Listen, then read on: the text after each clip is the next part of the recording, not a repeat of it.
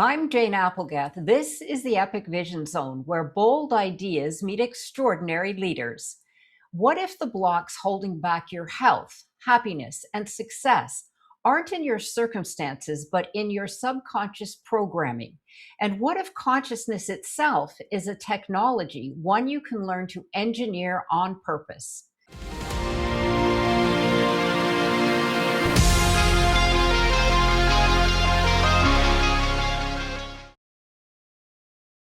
Motivational speaker, elite success coach, master healer, best-selling author, and motivational speaker Brent Michael Phillips' unique journey spans MIT engineering, early internet innovation, and transformation. With his clients including Sony, Nissan, and Disney, he is also the inventor of the world's first groundbreaking real-time 3D metaverse video game. Known as the MIT engineer who decoded the subconscious mind, Brent is a master healer and miracle technologist, helping people clear the programs limiting their lives by approaching consciousness as something measurable.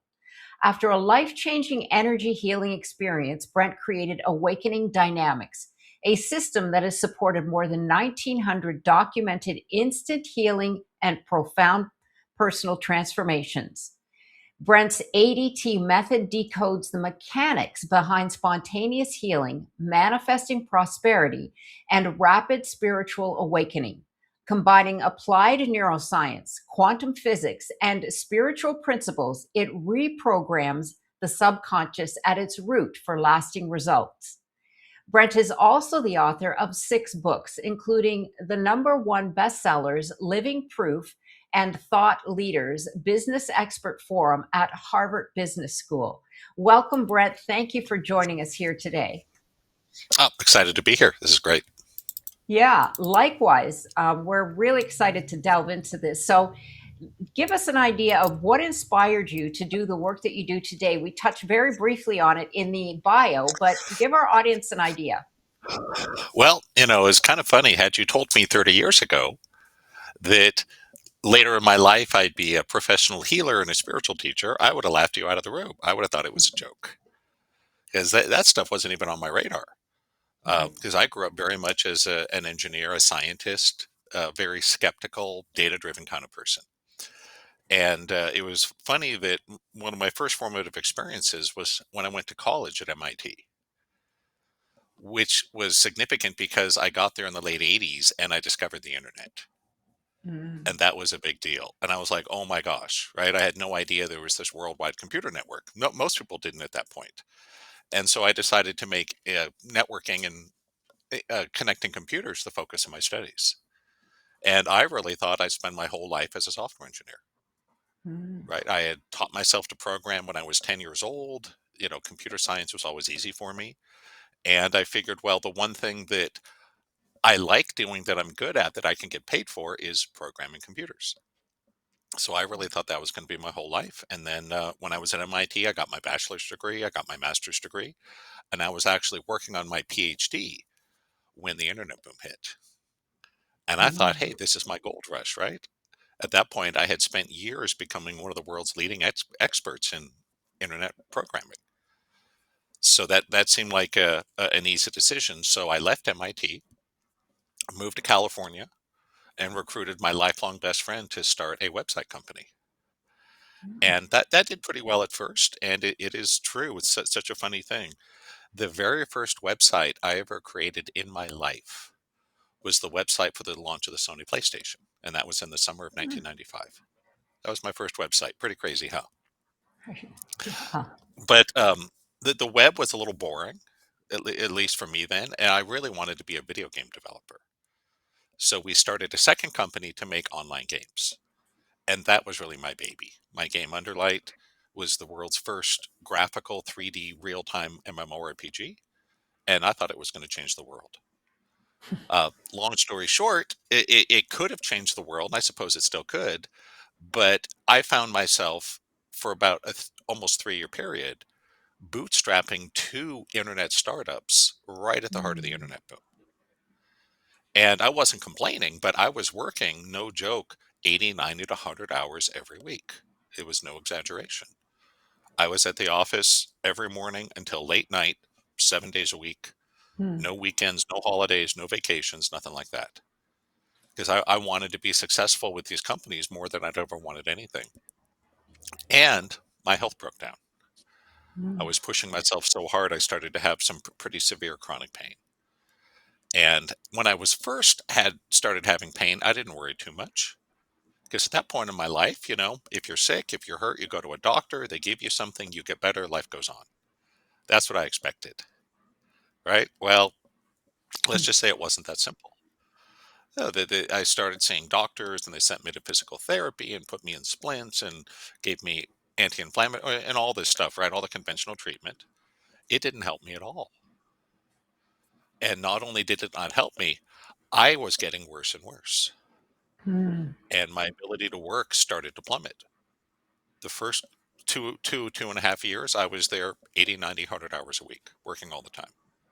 Then I started to have so much pain, I dropped down to about 60 hours a week, which felt like I was on vacation, right? When you're working 100 and you're only doing 60, it's like, oh my God, I have so much time. What am I going to do with it, right?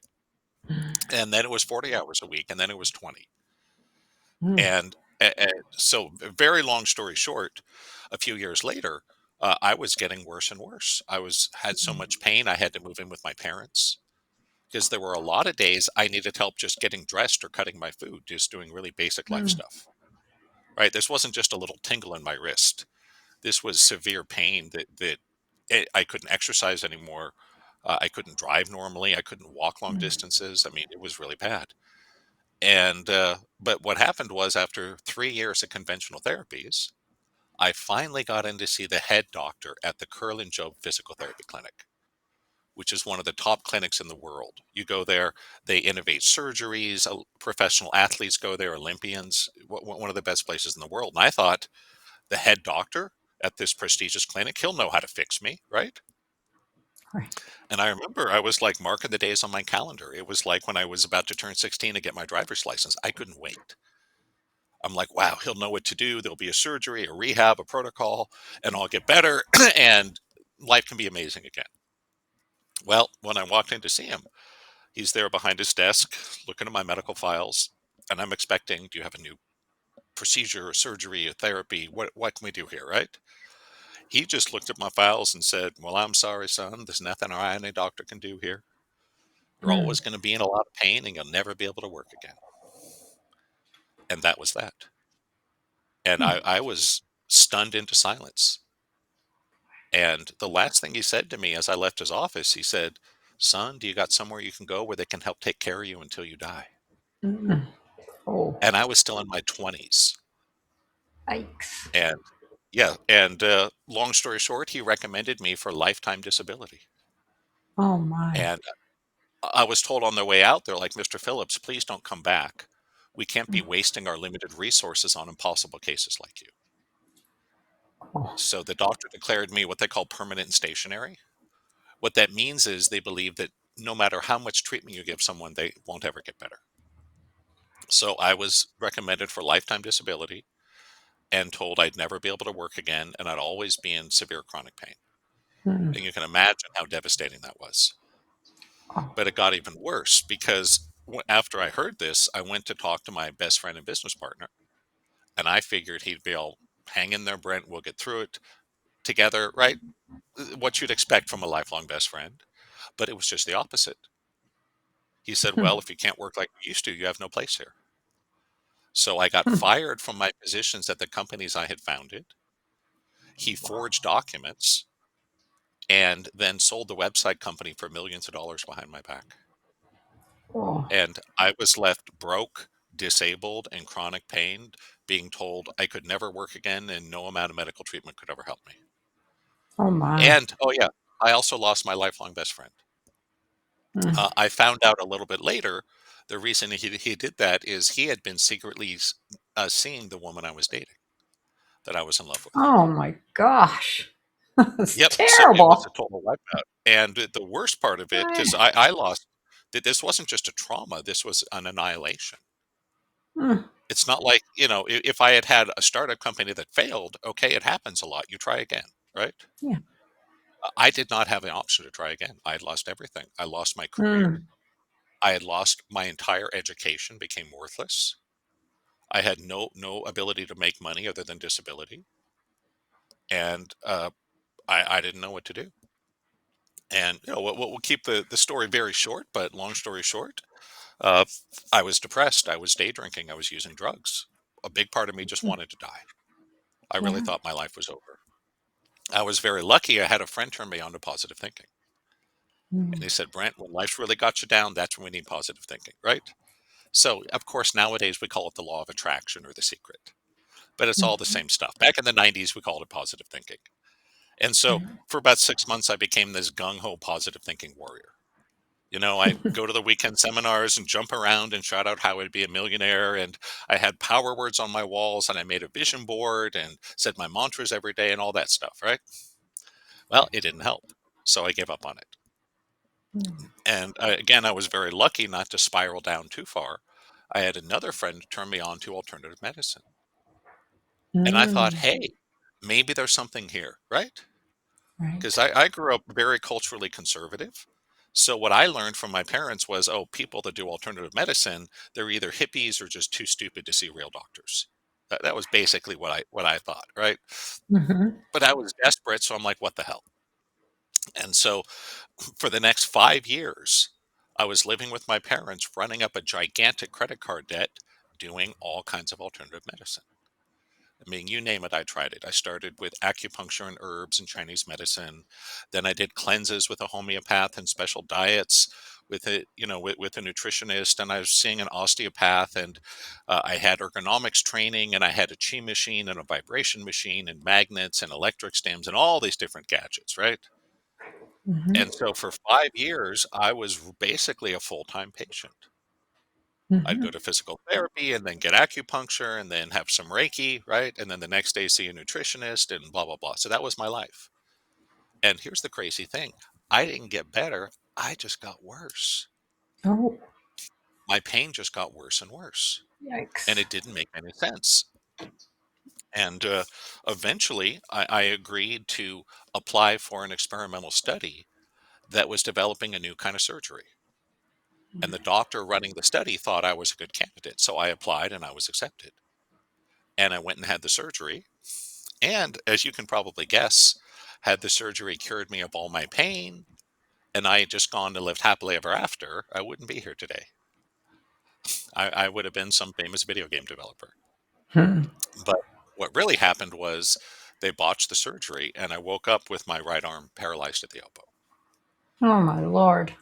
So this was like a whole new level of disability, right? Oh, gosh. Now I did a little bit, but it really wasn't safe for me to drive with one hand.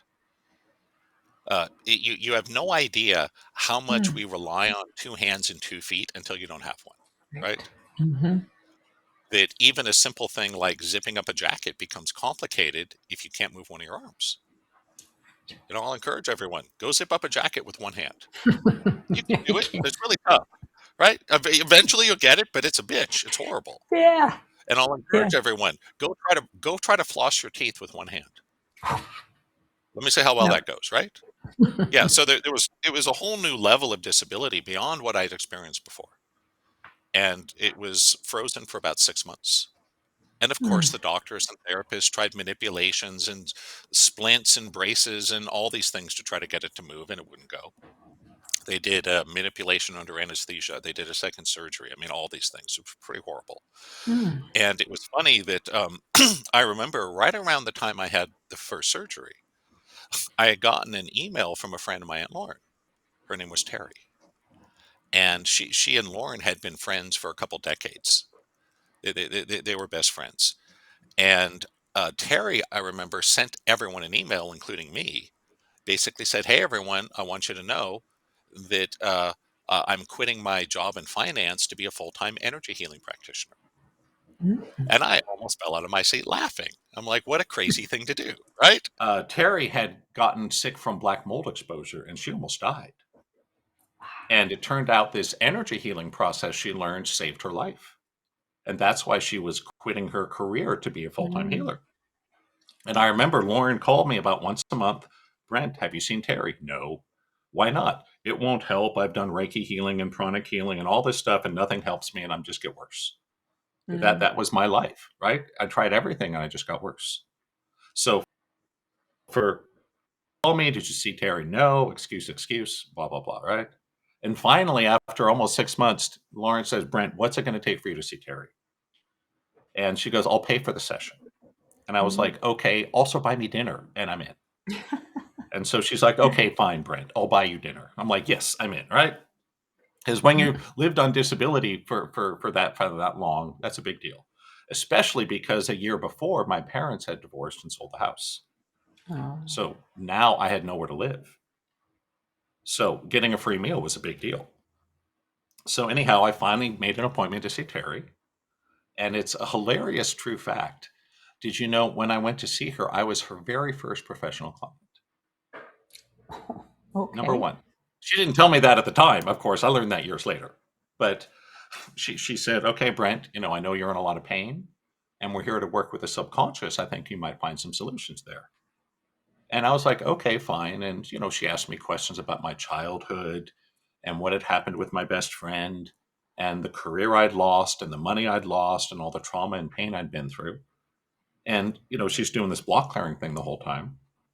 And I remember thinking, I'm like, it's kind of interesting, but I'm not here to talk about my feelings, right? Right. I'm here because I'm in pain and I can't move my arm and I want to go back to work, right? I'm not here to talk about my childhood. I didn't see the connection. Mm. But anyhow, we did this block clearing thing for about an hour. And then she said, okay, let's fix your arm now. And I laughed. I'm like, you and what arm, right?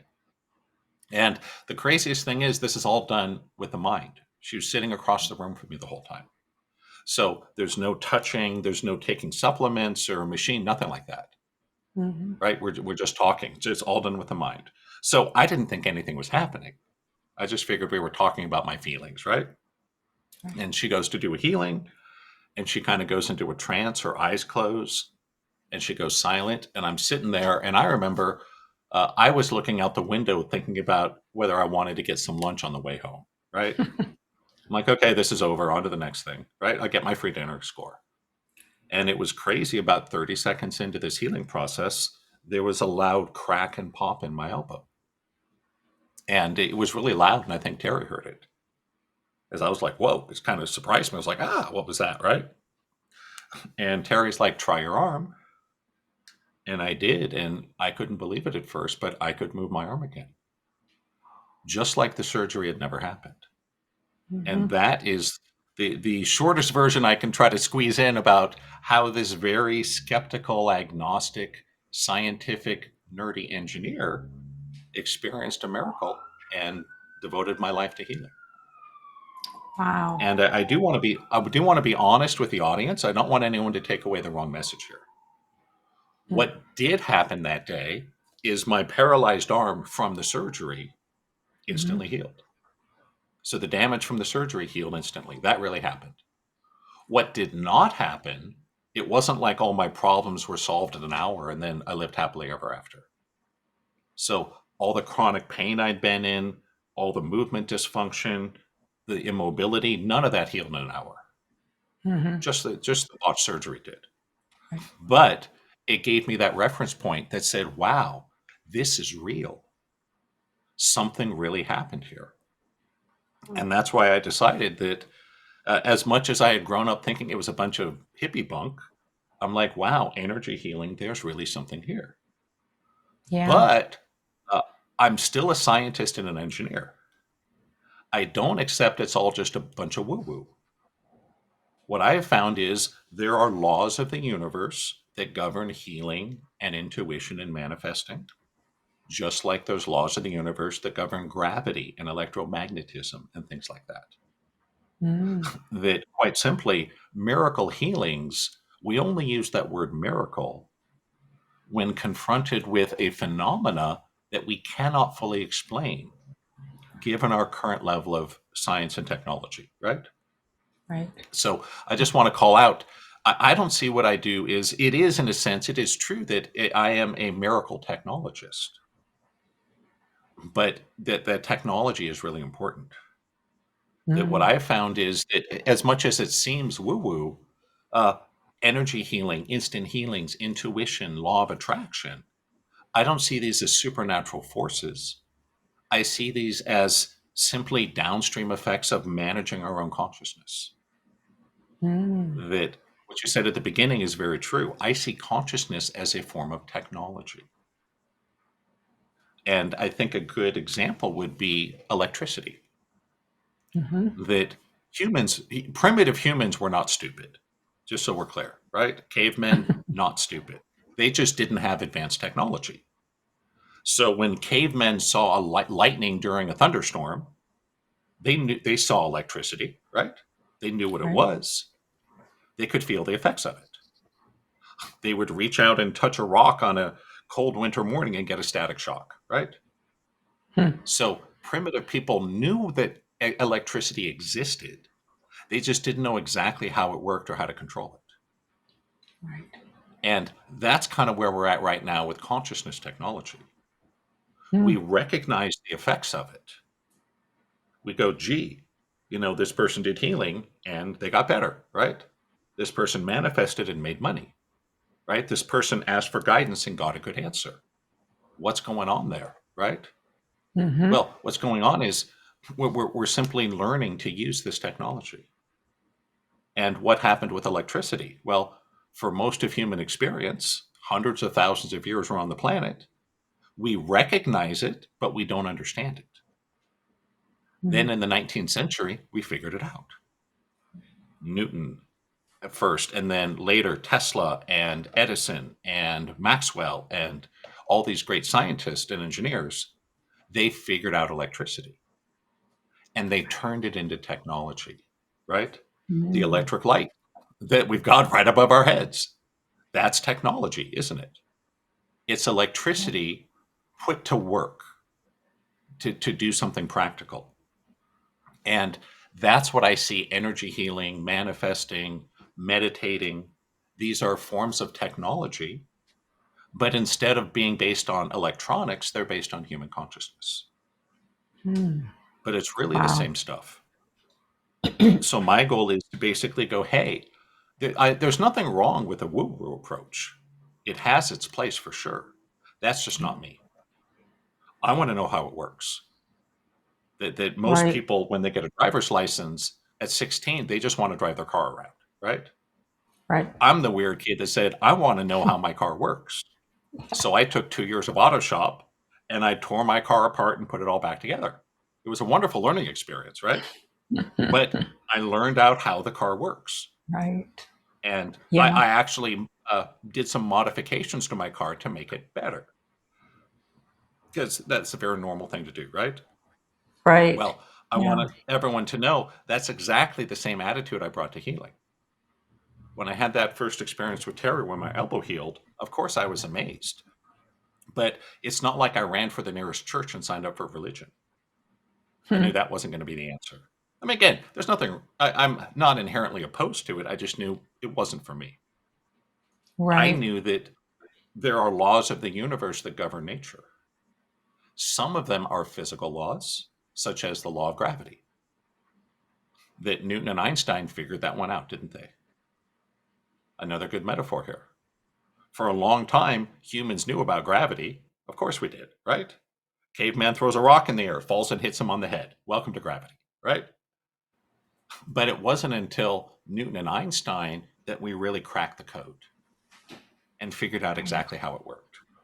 And that's what I want to do with energy healing and meditation and intuition is to take it out of the realm of ritual. Again, there's nothing wrong with that, but I want to break it down to its scientific basis and Mm. say, what's really happening in the brain when we meditate? What's really happening in the body when we do energy healing? And again, there's nothing wrong with the woo-woo explanation. I just don't find it fulfilling. Sort Right. of like the humans love to make stories about things, right? Whenever there's a phenomena we don't understand, we make up a story, a myth. Mhm. That is how the brain works. So if we look at in ancient Egypt, they watched the sunrise every day and move across the sky, right? They didn't understand uh, astronomy and celestial mechanics. They didn't understand general relativity, right? So what did they do? They made up a story. There's a god that pulls the sun across the sky in his flying chariot. Mm-hmm. And so that's what I mean by humans make up stories about things. We always fill in the void. What I'm Right. saying is that the stories we've made up about healing, there's nothing wrong with seeing it as a miracle from God, but I think it's more than that. That in my Yeah. experience, there are metaphysical laws which are just as real as the physical laws. So metaphysical laws would include the law of attraction, the law of cause and effect, things like that, the law of equivalent exchange. And Right. in the same way that we can master electricity and build smartphones, we can master consciousness and learn to heal ourselves. And it's all just a step-by-step progression. So Wow. you might say I'm the same thing and looking at it a new way. Right. Brent, this is absolutely fascinating. All the words that came to my mind were harnessing consciousness. I mean, Yes. wow, talk about groundbreaking and what a revelation. I mean, Yeah. with your background and the idea that you had your journey, it's almost as if it was put there for you so that you could take this road to become And one you of know the, what? I think the way you put it has a lot of power. That I love how you say it was put there before you. yeah. And let me tell you, back when the darkest days, it did not feel like that. Oh, no. It felt like all this horrible stuff was just happening to me and there was no way out.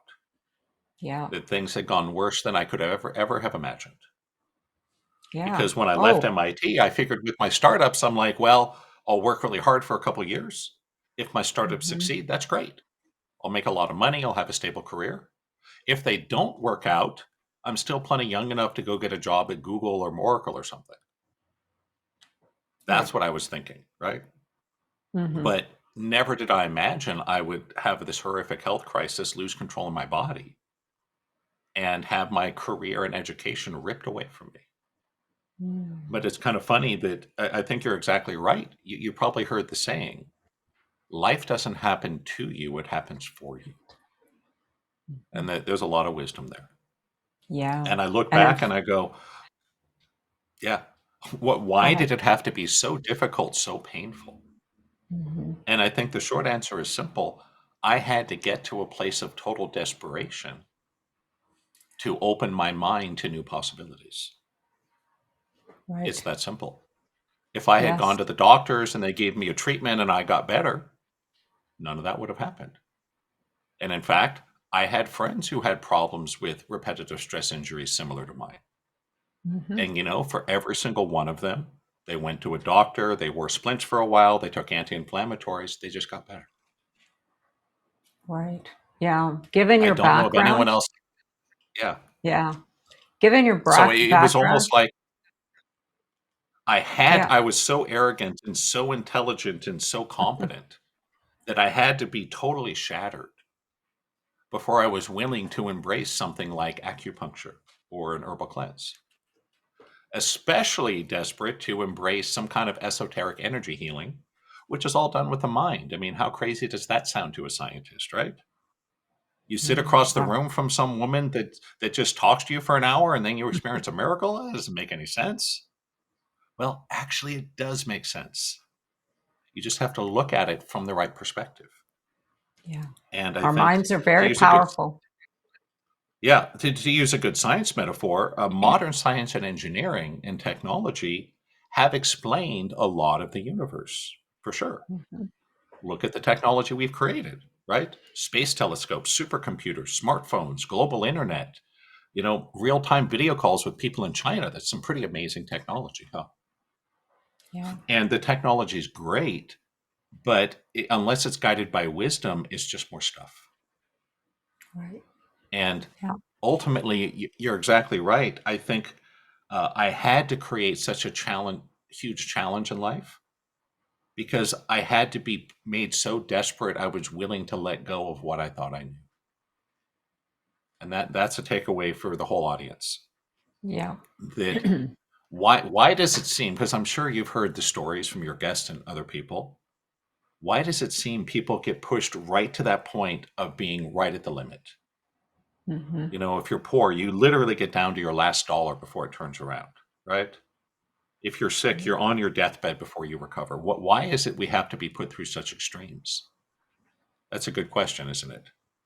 Right. I have an answer, which is we go through whatever we have to be willing to let go of what we think we know.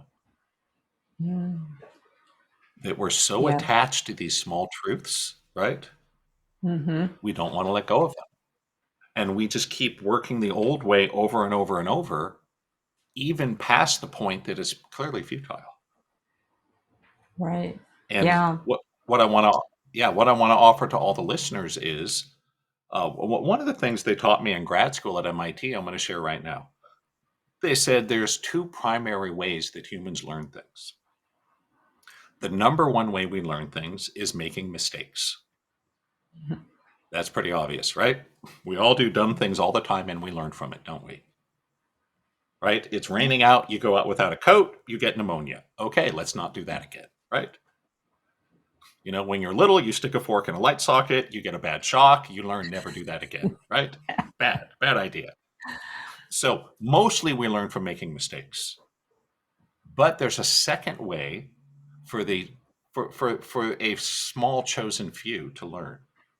And it's easy. You learn from other people's mistakes. Mm. You don't have to make all your own mistakes. You can watch other people make mistakes and learn from them. And so I've made so many mistakes in my life, it's ridiculous. What I want to offer to all the listeners is I've spent decades making all kinds of mistakes and making corrections to them. If you would like, I'm happy to just hand all that to you on a silver platter.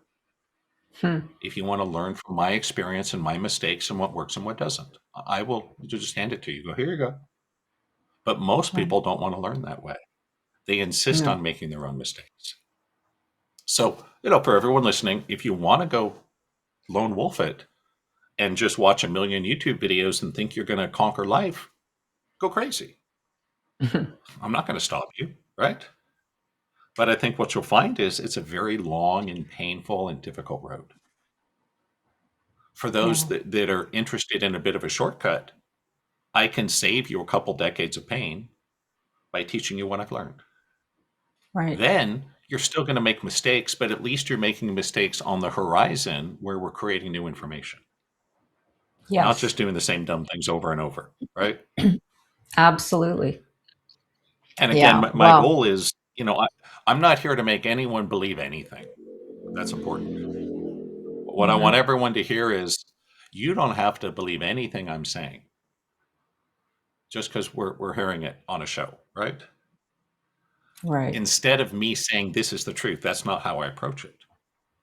What I'm offering to everyone is here's a new possibility of truth. Hmm. Try it out for yourself and see what happens. Right.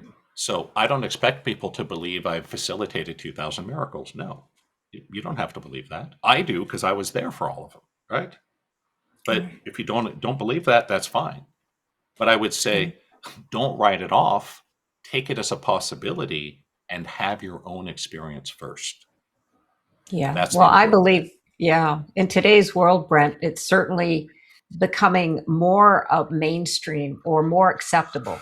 There's a lot Mhm. of things happening that people don't see it so much as woo woo anymore. And of course, mainly because the Yeah, science is now backing up a lot of that. And I just wanted to say on a it is. spiritual level, your journey was where they say from the greatest night comes the brightest light. And Mhm. that's really what the downfall. But thank you for that incredible story and the letting us get insight into your journey. I wanted to move on now to your latest release, Movement Feedback Holography, because I know we could go on forever. This is fascinating. In your new release, you discuss this movement feedback holography. Well, what is this and how Yes. can it be done on your own? Well, it's a fascinating thing that uh, consciousness technology, self improvement, is no different than other kinds of technology. We can kind of group it into generations. So let me quickly explain what I call the 3 generations of consciousness technology. Then we'll have a model and a map to understand the new book. So essentially, I've spent, 23 years now, full-time professional, learning and studying and refining this stuff. I have read thousands of books. I've taken hundreds of seminars. I've taught hundreds of seminars. And what I found is all the self-improvement that's out there can be grouped roughly into 3 generations. Not too much different than like the 3G, 4G, 5G on your phone. And what I found is this, pretty simply. The first generation technologies are your basic law of attraction, positive thinking. So mantras, vision boards, affirmations, power words on your walls, joining a mastermind. This stuff has been around for hundreds of years at least, goes back to Think and Grow Rich and even before that. But most of us that have done the typical stuff from The Secret don't get good results. So what's going on there? Well, I would say your typical first generation positive thinking law of attraction is useful, but insufficient. In engineering, they have a term, necessary but insufficient. In other words, I would say that having a good attitude, making your vision board, saying your mantras is a positive thing to do. But for most people, that alone is not going to achieve your goal. So it's an important thing to do, but that alone is not a guarantee of success. And research done on the law of attraction has shown that the failure rate is about 99%. In other words, how many people do you know that watched The Secret and then got rich the next week? I know a lot of people that have watched The Secret. Lots, thousands. Nobody that got rich the next week. I'm not saying it's zero, but it's a very small percentage. So with your typical positive thinking, you have about a 1% success rate, and that's pretty bad. Things get really interesting in the second generation. Here's the difference. With the second generation techniques, we have a way to directly work with the subconscious mind. And that is a game changer. And so when we get into the second generation, we're looking at things like Psych K or emotion codes or theta healing or EFT or NLP or traditional hypnosis. Basically, they have specific processes to change the subconscious. And that is a game changer because with the second generation technologies, that's when we start to see a lot of medical miracles. That's when you start to see people healing from cancer, making money where they never had before, finding love after being in a dating wasteland for 10 years, whatever the drama is. And but it's not 100%. But you start to see miracles and life changes. Why? It's simple. That if we look at the conscious and the subconscious, they're both like computers. But if we were to look at them in terms of power, the conscious mind processes about 40 bits of information per second. The subconscious processes 40 million. So the subconscious mind is, no joke, 1,000,000 times more powerful.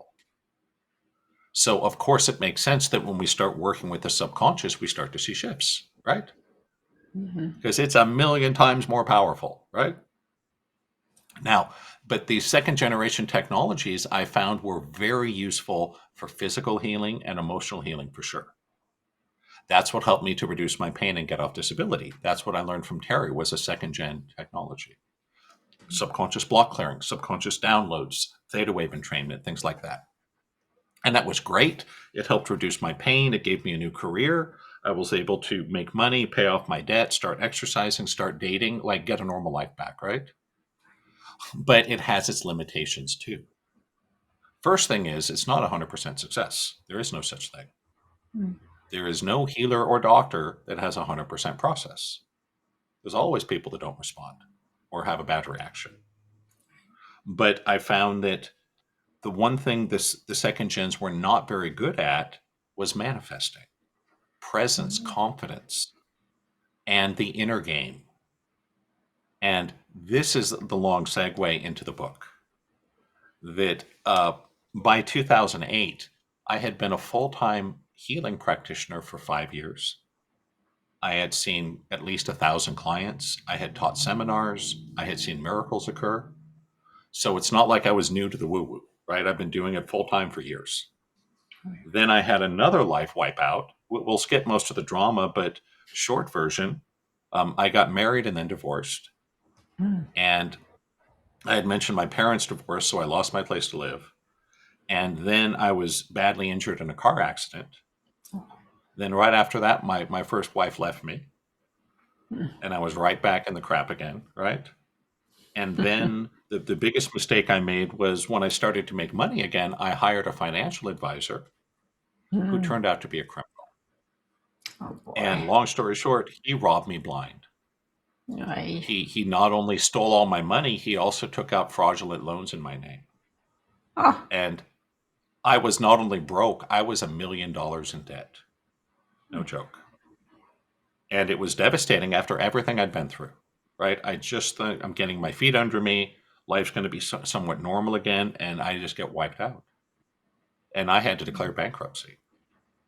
And it was the weirdest thing that it was a week in 2008. I didn't arrange it this way. This is just how life happened, right? On Monday, I went bankrupt. Went to my lawyer's office, filed the paperwork, done. Devastated, right? I thought I had no financial future. On Tuesday, I met Carl for my first movement session.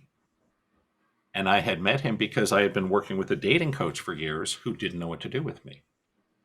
He couldn't get results with me. So he said, Brent, I'm going to kick you up the food chain to the master. And before I went bankrupt, it was my last $500 I spent on a session with Carl. So it was the craziest thing. I met him at Venice Beach, and he had me put on rollerblading gear. And I spent about 20 minutes rollerblading in circles in the parking lot while he videotaped me. And I'm like, this is weird, right? This yeah. doesn't look like healing. Healing looks like a Buddha statue and a bead curtain and, sitting in silence and, lotus position and all that, right? This doesn't look like healing. And then afterwards, we sat in his car and we played the video of me rollerblading, and he just kind of criticized me. He'd say things like, oh, you can't feel your left leg here, or you're out of relationship with your past here, or you can't see what's in front of you. It felt like a lot of criticism, right? And then at the end of the session, he was just, well, nice to meet you. Have a nice day. And Oh, I was furious because I didn't feel he had done anything to help me. Because again, I thought I knew it all in terms of healing, right? I was, certified in like 27 modalities and, Reiki this and matrix energetics that and theta healing this, right? So I thought I knew it all, but what he did was so different. I didn't even see it as helpful. I actually went and called my buddy who had recommended him and said, dude, what is wrong with you? Why did you let a con artist take my last $500? Seriously, screw you, buddy, right? And I remember what he said, Brent, I get it. Carl's out there. But he said, just do me one favor. He said, give it 3 weeks. And he goes, if nothing changes or shifts in your life in 3 weeks, let me know. We'll try to make it right. And I was like, all right, call you back in 3 weeks, chew your butt off, get my money back, right? And what the craziest thing was, it didn't even take 3 days. Then on Monday, I declared bankruptcy. On Tuesday, I had my first movement session with Carl. Well, on Thursday night, I had an event where I was giving a talk. And it was the craziest thing. I had done this same event 5 or 6 times before. About every 6 months, they'd invite me in. I'd give a talk. We'd have 10, 15, 20 people show up. I might pick up a client or two. It was worth doing, but I was hardly getting rich, right? So I didn't have much expectation. For some reason, I had one of my talks on Thursday night that week. And when I showed up, there was 135 people waiting for me. whoa. And that was the weirdest thing. And again, the reason I emphasize it, I didn't do anything differently. It was the same event I'd done. I used the same flyers, blah, blah, blah, right? And for whatever reason, people really clicked with it this time. There was 135 people there in a room designed for 60, an hour ahead of the event. Oh, By the time it was starting time, it was shoulder to shoulder. It was like Disneyland on a crowded summer day with all the switchbacks and all that, right? Okay. Or like it was like the mosh pit at a metal concert. It was just people everywhere. And I couldn't explain it, but by the end of the night, I had made over $50,000. I had sold Oh out my my next seminar, and I had booked out my private session calendar for 6 weeks. Whoa. I booked, I think I booked like 130 sessions that night. It was crazy. And I went home and I called my buddy. I'm like, dude, I am so sorry. Carl is magic. You were correct. And that makes you wonder, Brent, what the heck happened, right? Yeah. Well, this was my introduction to the third generation. And I want to emphasize it didn't look like any healing I was familiar with, Hmm. which is why I thought I had just been ripped off. I thought it was a con. But Carl was working at a level beyond anything I'd seen before. Hmm. And the book goes into a detailed explanation, but essentially what was going on during the session was first, there was a meditative entrainment that I was not sensitive to. That's a big part of it. So it's sort of making your brain soft would be Hmm. a good description. Okay. Then, as we were doing the movement and he was giving me feedback, he was actually working with my subconscious programs when we were watching the video, though I didn't realize it. Because again, it looked so different than anything I'd done Right. that basically he was reprogramming my subconscious while we watched the video at the same time that he was doing this thing you call beaming to kind of make your brain soft so it can be easily reprogrammed like a child. And the result of it was the obvious result was I started to make more money. And it was funny because when I first met Carl, the first thing he asked me was, "Hey, Brent, do you want to add a zero to your income?" And I laughed it off. I thought it was just an icebreaker, right? Right. Turned out he was serious. Plenty of his students that did this work and started to make 3, 5, 10 times more money. But it's not just about the money. It's important. The money is a side effect.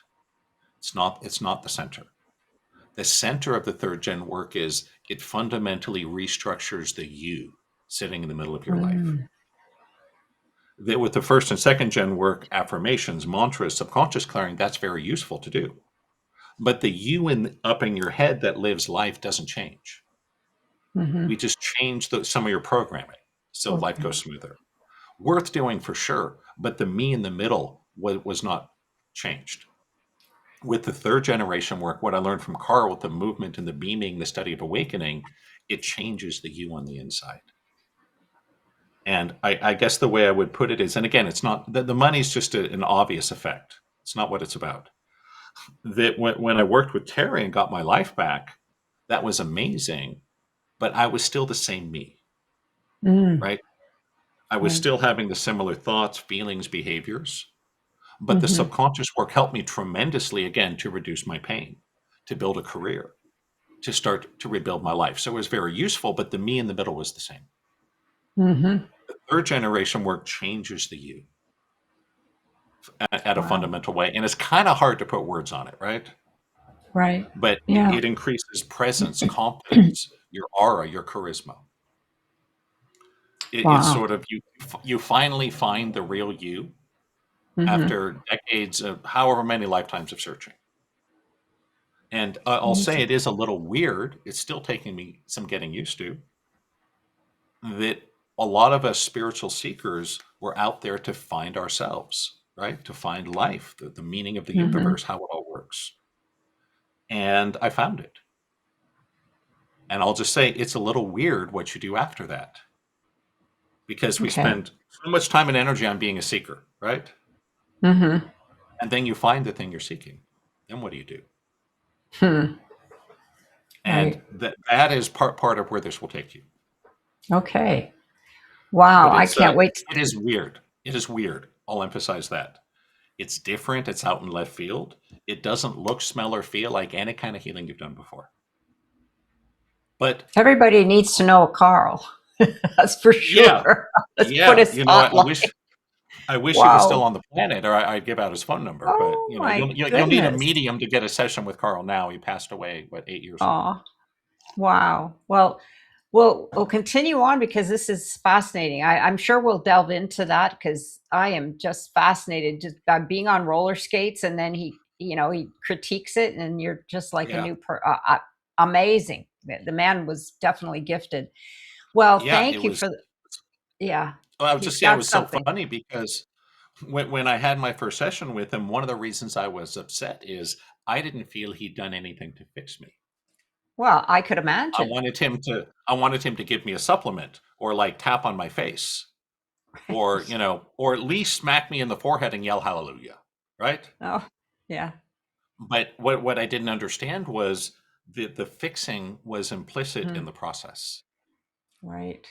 Yeah. What a That strange when process. you Yeah, it's a very strange process because again, you have to get your brain soft, then you have to take in the detailed feedback about how your body moves through space.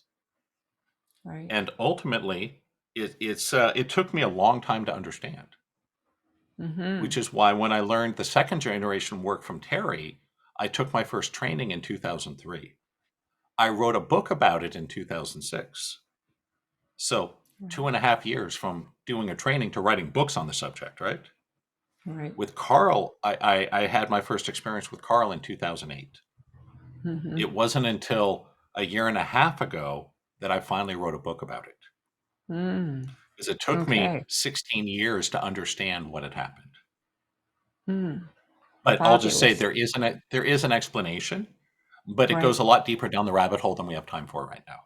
Right. Well, everybody needs to pick up the book for sure. How Yeah, fascinating. and, Well, and I my would say next it's very question. different. Yeah, go ahead, please. Yeah. Yeah. My next question. I've got it. Is it true that the movie and the TV show Limitless are based on movement feedback holography? Yes, I'd say more generally it's based on Carl's work. Mm. But yes, one of Carl's students was the script writer for the movie because the movie came before Oh, the TV show. That yes. basically, there was a book written, the original Limitless, and then one of Carl's students, who was a writer in Hollywood, said, "Hey, this would make a great movie." Mm. And he goes, "This sounds like what Carl is doing." Right. So he wrote the movie Limitless, inspired by the book, but also inspired by his work with Carl. But just so everyone knows, there is no magic pill. They made that up for the movie, Oh, right? right. Yeah. Right. The Yeah. the the, That's the that's magic that's. pill is the work, but it makes for Okay. a much more convenient movie if you just take a magic pill. Oh, yeah. Yeah. So You just so have to. everyone knows, there is no magic pill that makes you rich overnight. But Okay. if you do this work, you can Hmm. gain what seem to be superhuman abilities. They're Mm. not. It's just nature and natural law, right? Because Right. again, remember, a miracle is just something we don't understand. We can't explain. Mm. Right. To a caveman, your smartphone would be a miracle, wouldn't it? Yes. Hmm. Heck, to someone from 100 years ago, your smartphone would be a miracle, right? Right. So, so what I try to do is to break this down and to make it easy and accessible and Right. simple for people to use. Yeah. And Yeah. the biggest difference with the third generation work is, um, we start from the question, a simple question: what is you? Mm. What is this you that has consciousness in your head that sees and hears and thinks and makes decisions and does things, right? Hmm. Most people never ask that question. Most people live their whole lives thinking they know what they are, but they're wrong. Mm. And this is where, remember earlier I mentioned, why did life have to be so difficult for me and other people that go through these processes? Well, it had to break us down to the point that we were willing to let go. Mm. That's Let the go. critical key. Right. That most of my life, I thought I knew what I was. Hmm. I figured I was some kind of soul or reincarnating spirit. Hadn't totally figured out the theology, but that seemed to fit with everything, right? And that I had created this physical life on earth, and it was that simple. What I learned was by working with Carl, I was almost 40 years old and was a full time spiritual teacher for 5 years before I was even asked the question, what are you? Mm. And why? I thought I knew what I was. When you think you know something, you don't look for the answer, do you? Yeah, That's right. When you think you know you're something, right. you're not going to look for the answer, right? Yeah, So, yeah. And I so would. the Yeah. the the awakening process got me to ask, what am I? Hmm. And it took me a few layers to find the honest truth. The honest truth was I didn't actually know. Mm. And that I'm just trying to connect some dots here that when I say it changes you on the inside, it really does. Because we Right. spend our whole lives thinking we know what we are and how life works. If you want the big Right. shifts, you have to let it go. It's not a recommendation or an option, it's required. And what I found was that what I truly am, what we all are, is much weirder, but also much greater and more beautiful than what we thought. Yeah, that's for sure. I'm curious, Brent, is the question what we are or who we are? I think what is a better question Hmm. because who confines you to persons, biology. So we wouldn't refer to a rock as a who, would we? We call it a what? Mm-mm. Or your car or your computer, or your house, right? Mm-hmm. So to assume that you are some kind of biological entity, I think is biasing and constraining right out of the gate. So if you want to be a little more precise, you could say who/what are you? Right. But Okay. I think I'm what is a better word I'm sure because we need to get away from the who. yes. I would definitely not know the answer to that, and I would admit it because it's so deep. It's like beats And that's me. a wonderful answer. And Yeah. honestly, when I start to work with new clients, that's the answer I want to hear. Yeah. When I Well, you'd ask have them, to what be are you? so And they think about it and they go, I yeah. don't know. I go, beautiful. Now I can teach you something. Congratulations. You know, it's like, have you heard the Zen story about the teacup? Mm-mm. That master goes to this, the student goes to the master and says, Master, I want to be enlightened. Teach me, right? Hmm. And the master says, you're not ready. The teacher, and the student says, I am ready. I'm going to work hard. I'll stay up all night. I'll do double shifts. I'll do whatever. I want to be enlightened. Teach me. And the master says, this is why I can't teach you. And he takes out a Mm. cup of tea and a pot of tea, and he starts pouring the tea into the cup, and it fills and overflows. And Mm. he keeps pouring the tea into the cup, and it's spilling all over the place. And the student says, stop, stop, you're spilling tea everywhere. And the master smiles and says, yes, this is why I can't teach you yet. That if you don't have an empty vessel to pour the tea into, it has nowhere to go. What Oh. happens when if you try to pour tea into an already full cup, it just spills everywhere. Mm-hmm. It achieves nothing positive. Mm. And that is the biggest trouble with most of us. For most of us, it's not a process of learning, though that happens. It's more a process of letting go of that which is no longer as true as you thought. To And empty the out the core, cup. yep, you have to empty the cup before you can fill it. Another metaphor I like is that we've all had the experience of hunting for a parking spot at the mall, Oh. and you finally think you see one, right? And you get up close, and then, damn it, there's a motorcycle there. That's happened to all of us, right? Oh yeah. It's such a good metaphor because the motorcycle does not fill the entire parking space, does it? It No. only fills a little percentage in the middle. But as long as there's a motorcycle in the parking spot, a car can't go in there. Mm. You have to remove the Right. motorcycle before a car fits. And it Right. doesn't matter that you could fit 7 motorcycles in the spot, sure, but that's not how they park. Yeah. And Yeah. that's our lives. Is we're wondering, gee, why can't I have this or that or the other? What do I need to Mm. learn? What do I need to do? There Right. is learning and doing, yes. But a bigger part is what is I need to unlearn and what is it I need to stop doing? Mm. That's really where the gold is for most of us. So Right. again, there will be learning. Of course there will be. There will be action. Of course there will be. But most of the heavy lifting is done not by the action and the learning, by the letting go and the stopping. Right. Because that's And the that's junk that covers it up. Exactly. Yes. Yeah. Yes. Why Yeah. is I it get most of it. us don't contemplate deep questions? Most of us are busy with our day-to-day lives, right? We're worried Hmm. about our next meeting, picking up our kid from school, fight with the neighbors, homeowners bill. I mean, it's endless, right? Hmm. We keep ourselves distracted in all the surface stuff, so we never have a chance to ask the deep questions. What I want Yeah. your listeners to hear is this. If you don't have 30 years to think about the deep questions, that's fine. I did. Mm. I'll tell you what I found. You just have to ask. Right. Or if you want to make all your own mistakes, right? Go crazy. If you want to learn these things the way I did, destroy your career, live through years of nightmarish chronic pain, lose all your money, be on disability, lose your best friend. I mean, we could go on and on. There was the car accident. I had cancer. I had a good friend die of a drug overdose, a divorce. I go on, right?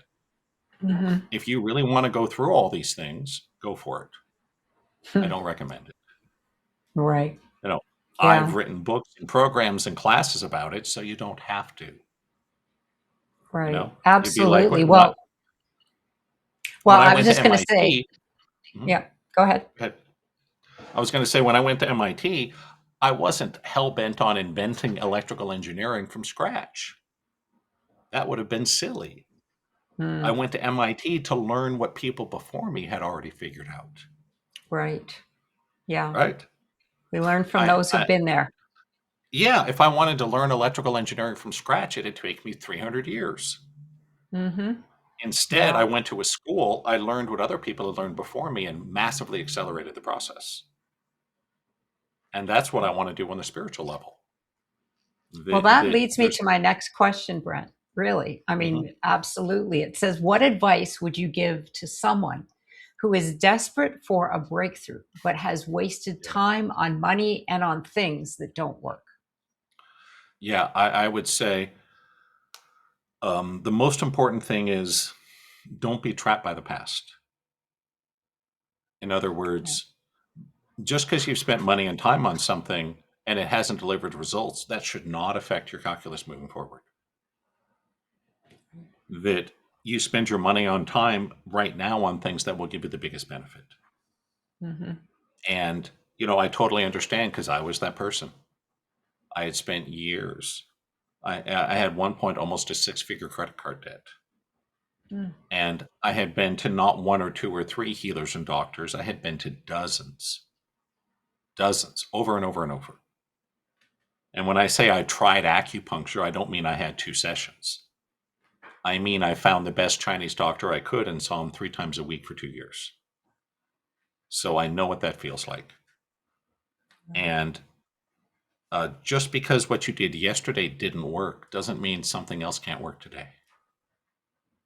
Yeah, You know that absolutely. that Yeah. that sometimes we have to be made desperate. And if you're Hmm. at the end of your rope, trying everything's nothing's working, I would say maybe it's time to start letting go. Hmm. You know, again, there is Yeah. learning and doing on the path, but more of it is the letting go of what we think we know and the stopping of dysfunctional behaviors. Hmm. So a lot of people are asking, what do I do to have my breakthrough? Right? Let me turn that around and say, what is it you need to stop doing to have your breakthrough? Hmm. Is it your negative thinking? Is it your self criticism? Is it your anger? Is it an addiction? Is it an old pattern from childhood? I don't know, right? Could be any of those, but it's a different way of thinking about it. Instead of saying, Right. what do I need to do to get rich? Say, what do I have to stop doing that's keeping me poor? Right. That's And where I think where you'll find. therein lies the work, though, because Brent, a lot Yes. of people are unaware of Yes. these things. They're like, "Wow, there's nothing wrong with me. I don't, Yeah. I don't have issues." And they just No, won't most admit people it. live in a bubble of ego where they think that Yeah, they're right and correct and proper and do everything perfect all the time. exactly. It's Yeah. totally ridiculous objectively. Hmm. I remember my wife likes to watch Family Feud. There was an Oh. episode a few years ago. One of the questions was on a scale of 1 to 10, how much do you like yourself? Hmm. You know what the answers that people picked were? everyone tried to pick 10. Mm. I was like, are you kidding me? And, I'm not saying we're better than them. It's just that there's a lack of awareness. Yeah, That if you huge. think you're the center of the universe and you're right about everything, you're going to have a small life. It's Yeah. unfortunate, but Well, that's how it goes, right? yeah. When you're Well, willing that to be wrong, right. then things open up.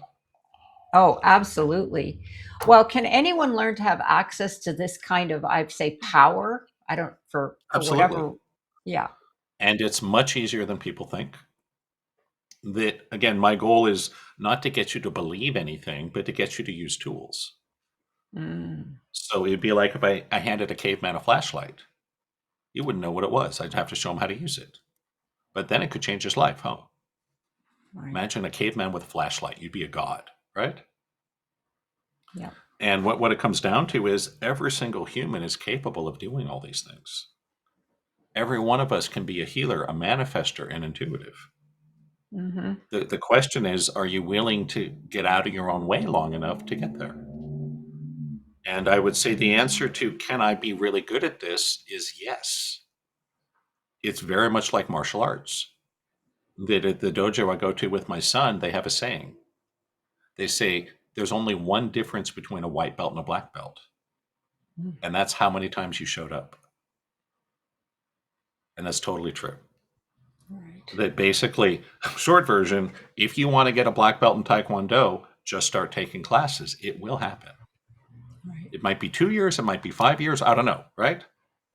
But Hmm. you will get there, right? This is Practice. a solved problem. You just have to practice. And that's what I've Right. done with this work. Is there work to it? There is. And for people that just want someone else to do all the work and wave a magic wand and make their life perfect, that's not who I'm here for. I was in Mm. that stage for a while. You'll grow out of it. It's okay, right? There's nothing wrong with being in a stage of development. We always are, right? Every one of us is always Right. in a stage of development. Yeah. But Yeah. what I'm really looking Absolutely. for is people that are going, hey, maybe I could learn to use this power of my mind more effectively. Hmm. Yeah. And what Carl used to teach is most people are pissing away 90% of their personal power in resistance and sabotage. And that is exactly why people tend to make 10 times more money. It's not a coincidence. If you go from using 10% of your power to 100% of your power, that's a factor of 10, isn't it? Hmm. Yep. So you don't even have to become more powerful. You just have to stop all the resistance and sabotage. Mm. And you will become That. 10 times more powerful overnight. Yeah. And therein lies the work for Yeah. sure. And Because I can yeah. show you how to do it. Just like the sensei at my Yeah. dojo. He can show you how to learn Taekwondo. You really can. Right. You have to show up for practice and you have to do it. Right. And Yeah. this is no different. I have live practice groups twice a week. I'm there, my students are there. We practice, we explain, we ask questions. And this is our dojo. This is how we get stronger and better. Mm. And anyone that is willing to stick with it, you will get a black belt in spirituality. Mm. You'll clear blocks. You'll do healings. You'll get intuitive readings. You'll manifest things. You'll see past lives with your open eyes. All these things, 100%. Mm. These are all solved Wonderful. problems. The only problem Well, I can't solve for you is showing up. oh yeah. Yeah, Yeah, I can't teach that's you, on you. yeah, you're never going to get a black belt if you don't show up. No, absolutely. Well, That's, we're basically showing up for your life is what it yeah, is. You're never it going to is. become awakened, enlightened, whatever you want to refer to it, or living your best life if you don't show up for your life. And that's really Yeah, what it boils down to. Well, that being said, can you give us 3 pillars that allow anyone to create a real world miracles, is what we're referring sure. to as miracles? What I've learned is that there are kind of three pillars that hold up the universe, Hmm. and they are truth, beauty, and love. Mm. And the truth is the easiest one for me. Again, scientist, engineer, right? Hmm. Obsessively hunting the truth. The love, I think, is an obvious one. Jesus talked about the power of love. We're all connected. We're all one. Love is all there is. The one that I think is the most interesting is beauty. Mhm. That beauty is not just a downstream effect of how things look. It's a fundamental experience of being a conscious being. Mhm. And I think if we make room for all three of them, your life will start to work better. And for me, it was interesting. I got truth from my work. Mm. I got love from my animals, Mm. and I got beauty from music. Oh. And obviously, the sources are going to be different for different people, right? But if you find a pillar of beauty, truth, and love in your life, I think it will support you well. Mm. You just got That's to look for wonderful. it, right? Yeah. Yes, absolutely, and know that it's there. You just like you said, Yep. truth, beauty, and love. Yeah, Yep. wonderful. Well, you say that most people manifest backwards. Maybe we have touched on this. What do you mean by that? Most people think that manifesting is all about making things go the way you want, Mm. and doing a process to magically make the universe do this or that. And we're manifesting backwards. I would say it's like back in the 90s there was a blonde joke that went something like this: how do you know when a blonde is being using your computer? Well, the marker, there's black marker and whiteout all over the monitor. Oh, So that's kind of funny, right? Well, it's funny because we know that drawing on the monitor will not fix your software. no. Doesn't work that way, right? Yeah. Yeah. Instead, you got to get to the code. Mm. That's how most people manifest backwards. That all the things we do in life to try to make more money, we try to save money, we try to invest money, we try to be smart, all these things, there's nothing wrong with any of it, but a lot of it is drawing on the monitor. Mm. You're just going to do a huge effort to make things look right, but they're not. Right. If you actually want results, you got to change the code. Mm. That's what I want to show people. It's really that simple. That if you want to find love, it's not a magic method of a special dating site or a bar you go to. You change yourself from the inside to become compatible with Mm. love, and then love finds you. Yes. Yeah. If you want to be wealthy, it's not a matter of finding the best stock or job or investment. That's drawing on the monitor. It's getting into your Mm. subconscious and becoming a highly functional person with behaviors that create expansion and growth and money. Then the money will find you. Mhm. And it even works that way with health. Of course, we want to have less pain, less restriction, less disease, of course, right? But it's not just a matter of pumping the right chemicals into your body. That's drawing on the monitor. Mm. That's a lot of what doctors do. They pump Right. chemicals into you to push numbers up and Mhm. down on a lab test, right? Right. It's not actually solving a problem. What I want to do is bring you to the source and go, hey, there's this invisible thing inside of you that's really the source here.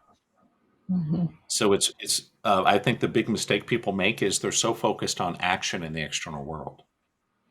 That Mhm. matters, but the action in the interior world matters more. And I would have laughed myself out of the room if I had said that to me 30 years ago. I had such a different paradigm of life. Right. And, that's why I say I don't expect anyone to believe anything I'm saying here. Just take it as a possibility and then have your own experience. Yeah. You don't think it'll work Absolutely. to rollerblade in front of some crazy old guy to make money? I didn't think it would work. I would just say, try it, see what happens. Imagine being the first person in the ancient world to go, hey, I think the earth is round. Everyone would laugh at you because clearly you look around, the earth is flat, right? Right. Clearly. Yeah. Yeah. So that's what Yeah. a lot of us are right now. We're like that first person. Imagine being the first person to go, hey, I think slavery is inherently wrong. They would have been laughed out Hmm. of the room. People would have thought it was a joke. But that's where we're at now. Yeah. Yeah. It's opening to possibilities. It's absolutely. Yeah. Well, what next steps then would you recommend for someone that wants to get the skills and the power of a master healer? Well, that is an easily solved problem.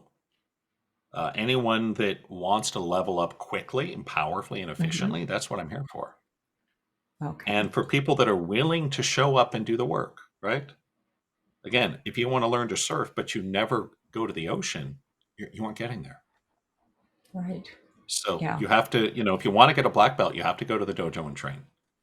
For people that Okay. are willing to train and study, I can give you the full power and ability of a master healer 6 to 9 months for most people.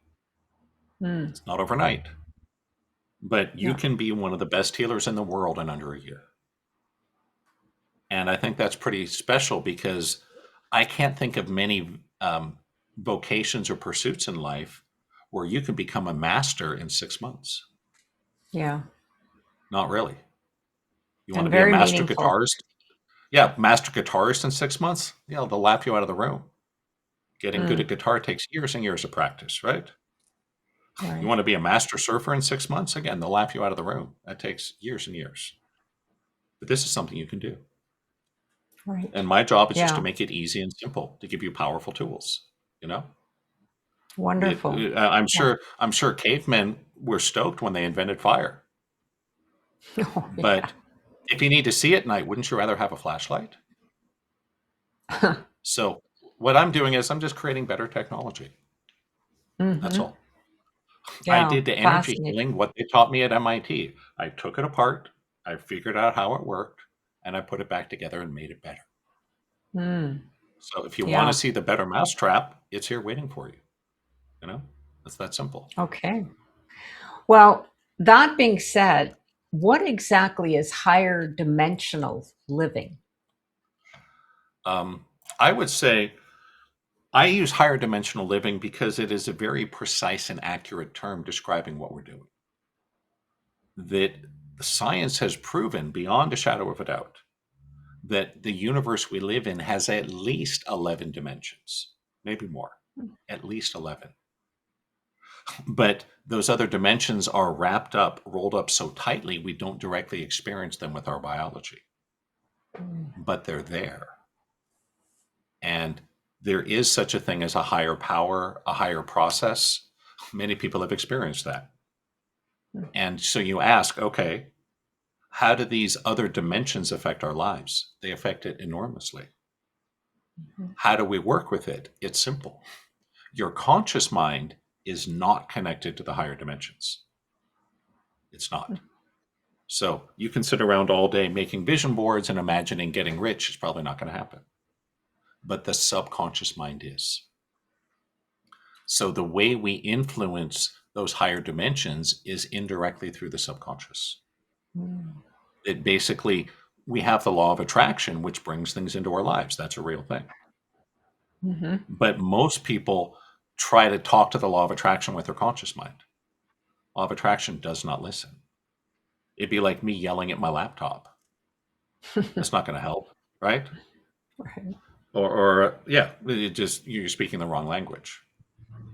Right. And so what we're really doing is we're expanding our awareness and our biology to interface with the world that's always been there. We just didn't see it. Right. Yeah. It's kind of like you turn on a radio. But people that didn't know better wouldn't realize there's radio waves all the time passing through us, right? Yeah. You don't directly see them with your biology, do we? Or hear them. But you turn on a radio, there it is. It's been there the whole time. And so these Right. higher dimensions have been there the whole time. We're just Hmm. now developing technology that allows us to interface with them. And I've given Mhm. everyone the biggest clue, which is it's all about the subconscious. Mhm. You talk to this law of attraction with your conscious mind, it can't hear you. It's not like it's ignoring you, it just cannot hear you. You communicate through the subconscious, it hears loud and clear. Mm. That's the kind of Okay. thing I want to show people. There's a Right. method to this. This is how you do it, right? It's not that hard to learn. Right. Why Yeah. everyone doesn't learn this, I have no idea. It makes no sense to me, but that's okay. Well, Yeah. well, that then let our audience know, for those who are intrigued by what you do, how is the best way to start working with you and or learning these things? Sure. I would say best thing is to just head to my website at Hmm. awakeningdynamics.com. There's an interview of the different programs and things you might check out, see what fits you. There's Okay. also a link to my YouTube channel. So for the tire kickers, if you want to learn a lot more, go to my YouTube channel. Got a couple hundred videos there. I'll keep you busy for a while. Mm. If you like what you hear, reach out to me. I'm always looking to grow the community. And, again, it's sort of like the dojo. I want to find the right people to build the community. Right. And this Yes. works, period. Yeah. And, It's very, don't very don't powerful. believe me because I'm saying it. Try it and see what happens. Yes. Open to Try it and see what possibilities. happens. Yep, Yeah, 100%. absolutely. Well, Brent, if there was one message that you could share with the world, what would it be? I think it would be, the question you should ask is not, can I achieve my goal? Mm. The better question is, am I going to give up before I get there? Mm. Because almost every goal we have is achievable. You want to make money, you want to heal your body, you want to find love, a sense of purpose, own a home, retire early. Of course, it's possible. The only question is, are you going to stick with it, or are you going to give up? Right. Imagine someone that does Taekwondo for 4 years and then quits the day before their black belt test. Mm. They never get a black belt. The Right. trouble in life is you don't know when you're a day away. Mm. So That's true. keep at it. It would have been very Yeah. easy for me to not see Terry on that day back in 2003. I had years of failed treatments, spent all this time, all this Mhm. money. It would have been very easy for me to just give up. But for whatever reason, I didn't. Same thing when I met Carl. It would have been very easy to say, I'm going to go bankrupt. I can't spend money on this crazy guy. That would have been very easy. But Yeah. had I not, I wouldn't have experienced this huge life change. Yeah. So The again, the universe or question God is, had the it's not universe whether or you God can get had there. other plans. Yeah. Yes. It's really a matter of, are you going to give up before you do? Right.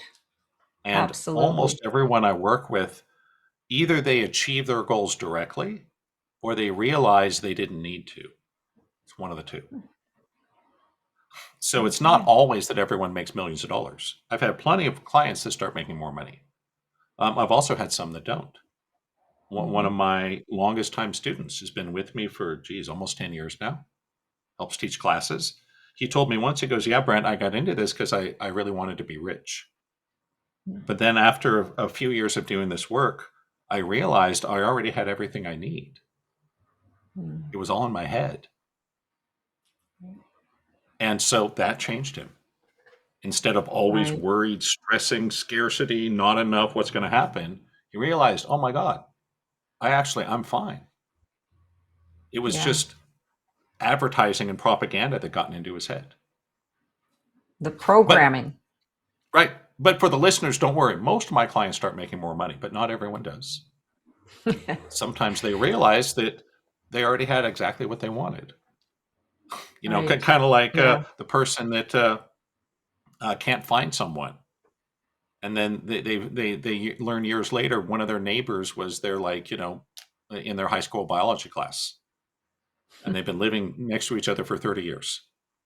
And then they finally meet and fall in love, right? Right. Yeah. Crazy things like Yeah. that happen all the time. And I it know. used to Well, puzzle me. Now it makes sense.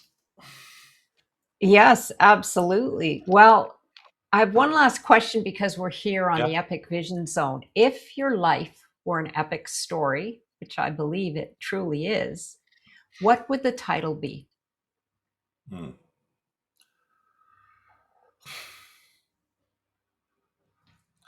I think I'd say, don't trust what you think you know.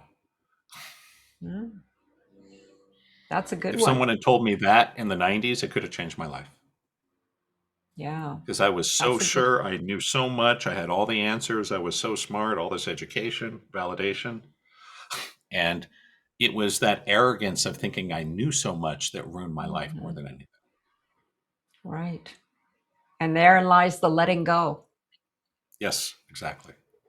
Therein lies. Well, thank you, Brent, for joining us here today and reminding us that we all have the power to clear hidden patterns and step into our highest level. And once again, for information and to connect with Brent, go to the Epic Vision Zone bio pages where you will find all of his social media and direct contact information. And be sure to follow me on Instagram at Jane Applegath. Look me up at janeapplegath.com and like and subscribe to my YouTube channel, Epic Vision Zone. Sending you much love and gratitude. Until next time, stay visionary, lead with love, stay epic.